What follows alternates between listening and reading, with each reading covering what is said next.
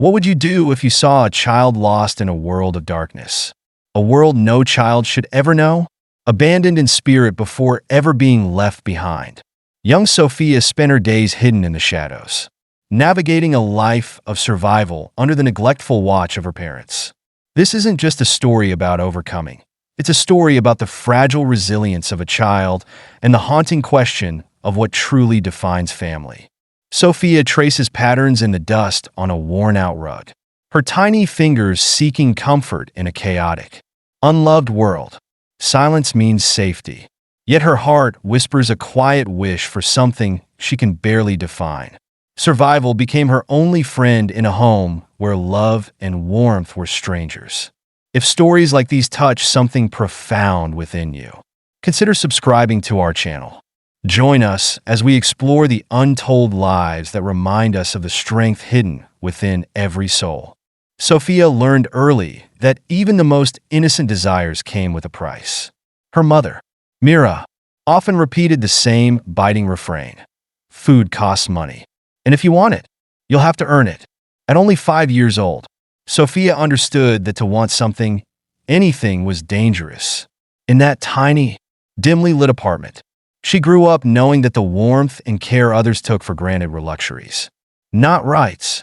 Each day, she crept through the disarray, broken toys carefully arranged, dishes stacked in neglected heaps, and her father, Jacob, snoring over piles of unpaid bills, oblivious to her silent presence. Every cry of her empty stomach was met with silence, her timid voice dismissed. Sophia had learned to hide her needs, to bury her longing, and to stay invisible. Her innocence was her shield, but her silence protected her most. It was safer to blend in with the dusty shadows of her home than to hope for anything more. Myra's instructions pierced through Sophia's quiet world one cold afternoon, marking a turning point. "Get dressed. We're going out," Myra commanded, her voice carrying a weight that Sophia instinctively understood was not to be questioned. For a brief moment, Sophia's heart dared to flutter with hope. They were going somewhere, anywhere beyond the stale confines of home. But her mother's words quickly turned that spark of hope into something darker. Mira led Sophia to the cemetery, a place heavy with grief and silence. Her instructions were uncomfortably specific. "Find those who weep, look hungry, and speak as if you've been left alone." The words were clear, but their weight left Sophia's mind clouded and numb. She was only a child, barely understanding the concept of manipulation. Yet here she was, a pawn in her mother's desperate, callous plan, dressed in an old sweater that hung loosely on her petite frame. Sophia became a prop for pity. The fabric scratched against her skin, but she dared not complain. She stood alone among the gravestones, the quiet intensity of grief pressing down on her as heavily as the cold air around her. The first time she whispered to a stranger, "I'm hungry," her voice broke, and so did a small part of her innocence. As the months passed, the trips to the cemetery grew more frequent. Mira and Jacob's demands increased, each outing blurring the line between necessity and cruelty. Then came the night that Sophia would remember forever, soaked in rain and cold. A night that transformed her life. They bundled her into the car, her mother's lips pressed tight with some unspoken purpose, her father silent and grim. The drive was long, the roads empty, and Sophia's heart pounded with a sense of foreboding she didn't understand. When the car finally stopped on a lonely highway, Myra's voice was cold, almost mechanical. "Get out." Confused, Sophia stumbled from the car, her petite figure shivering in the rain. She reached out, pleading with her eyes for reassurance and promise that they wouldn't leave her. But they did. Without another word, the car sped away, its taillights fading into the night, leaving her alone with nothing but the cold and the silence. Sophia's knees buckled as she sank into the mud, her cries swallowed by the relentless rain. She was truly indeed, and there was no one in the world to hear her. Sophia sat in the rain, shivering as the minutes stretched into what felt like hours. Her body ached, and her heart felt heavy with sorrow too deep for words. Just when she had begun to lose hope, the faint glow of headlights cut through the darkness. A car slowed to a stop beside her, and a woman hurried out, her face filled with concern. "My God, there's a child here!" The woman called, her voice urgent but kind. Sophia shrank back instinctively, her body rigid with mistrust. However, the woman who introduced herself as Lisa had a gentle warmth about her. "It's okay, sweetheart," she said softly, holding her hand. "We're here to help." Torn between fear and exhaustion, Sophia hesitated before reaching out, taking Lisa's hand and feeling the warmth of human kindness for the first time in as long as she could remember. Lisa's husband, Tom, wrapped her in a thick coat, and they guided her to their car. The warmth of the vehicle felt foreign, almost painful, against her frozen skin. As they drove her to safety, Sophia remained silent, her mind struggling to comprehend this sudden act of kindness. The police and shelter workers who would come to know her over the next few days tried to coax words from her, but her trust was fragile, her heart wary. Still, Lisa's soft-spoken reassurance left an imprint, a fragile seed of hope in a heart hardened by survival. At the shelter, Sophia was met with a starkly different world. Mrs. Taylor, a gentle and patient caregiver, greeted her with a warm smile and guided her through the quiet, clean hallways. The shelter smelled of fresh linen and warm food, unfamiliar and unsettling scents after years spent in a cold, chaotic home. Sophia was shown to a small room, her very own space. It had a bed with clean sheets, a lamp casting a soft, warm glow, and a nightstand with a single flower in a jar.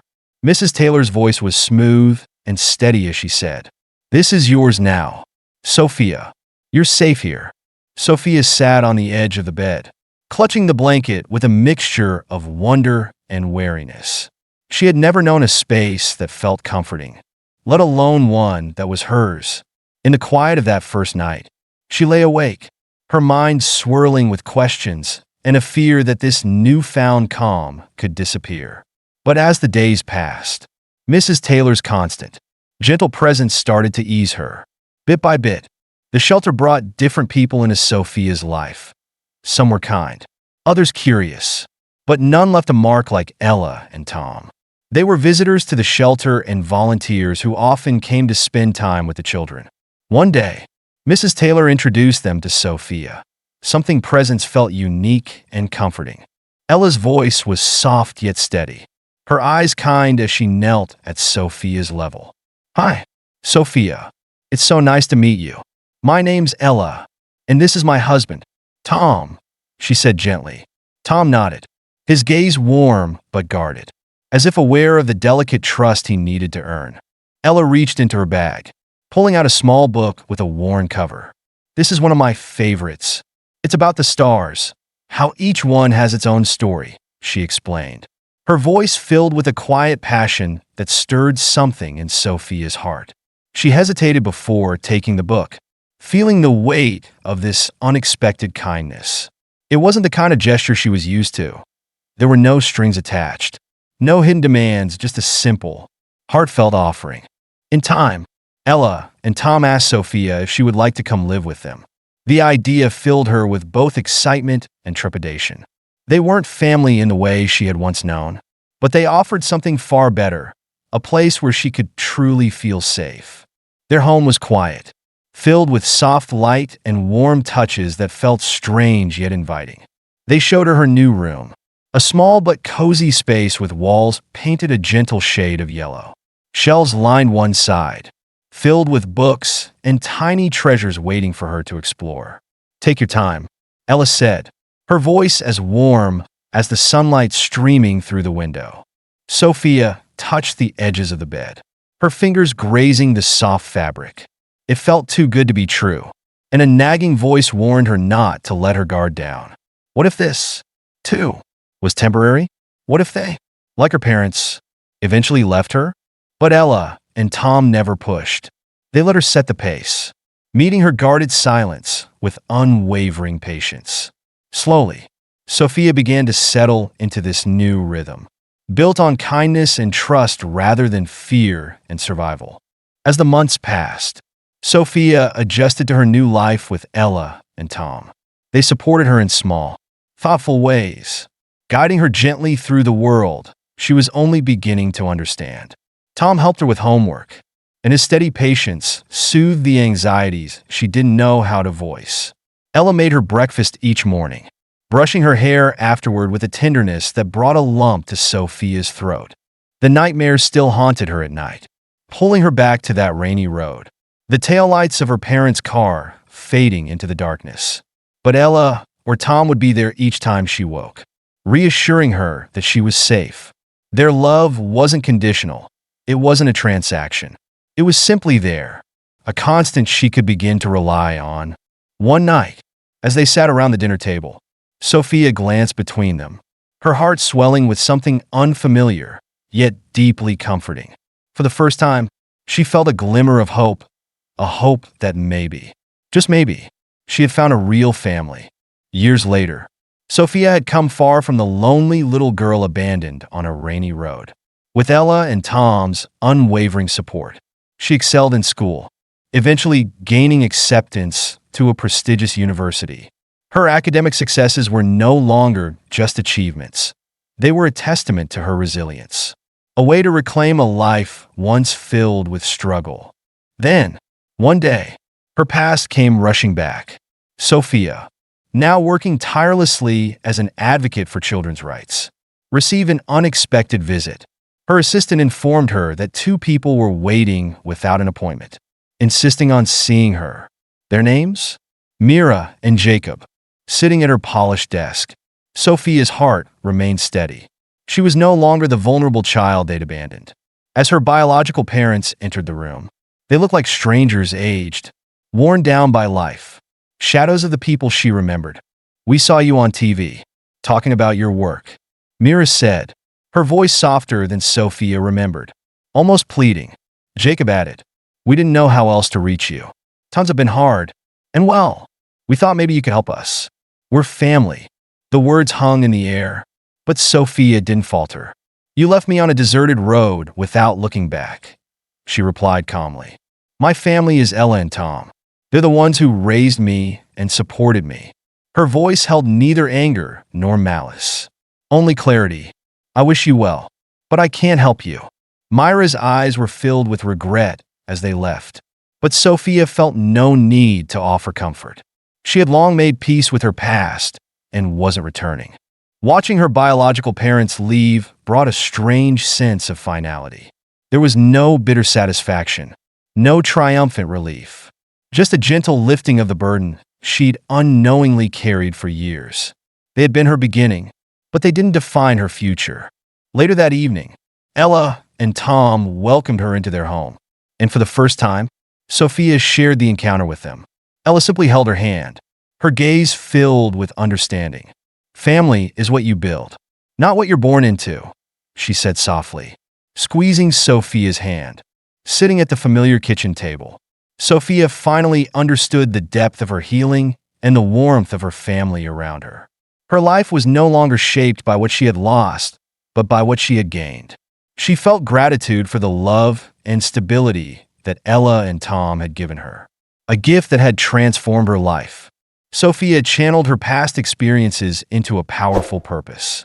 She launched a foundation dedicated to providing safe homes and supportive care for children in need, ensuring they would never feel the isolation she had once known. Her organization partnered with communities, providing resources for children and families and breaking the cycle of abandonment and neglect. Ella and Tom stood proudly by her side at each milestone, each new center opened, each success story. They had always believed in her, even when she struggled to believe in herself. "You've given so many children hope, just as you deserved all those years ago," Tom remarked, his eyes glistening with pride. Sophia found herself embracing a future shaped by resilience, not bitterness. The foundation became a beacon of hope for countless children. And in her work, Sophia felt a profound sense of peace, a purpose rooted in love and determination. Years passed, and one quiet afternoon, Sophia sat with Ella and Tom on the porch of their home. looking out at the golden glow of the setting sun. The years had softened them, but their love was as steady and strong as ever. She held Ella's hand, her heart filled with gratitude for the family who had saved her and shaped her future. With a journal resting on her lap, Sophia began to write, "I am no longer defined by what I've lost. I am shaped by the love and family I've gained." Each word was an affirmation, a reminder of her journey from abandonment to belonging. In her reflection, she understood that the scars of her past had given her strength, but the love and kindness she had found truly healed her. As she closed the journal, a soft smile touched her lips. Her life had come full circle, and though the past had left its mark, the future she had created for herself was brighter than she could have ever imagined. With Ella and Tom by her side, Sophia knew she had finally found her home, purpose, and peace.